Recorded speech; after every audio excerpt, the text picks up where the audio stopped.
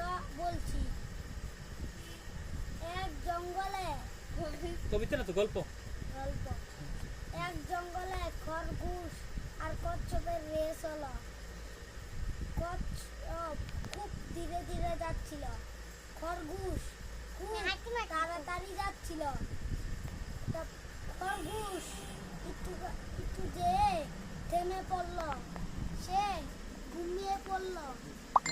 আর কচ্ছপ আস্তে আস্তে রেসিংয়ে চলে গেল, আর খরগোশ হেরে গেল।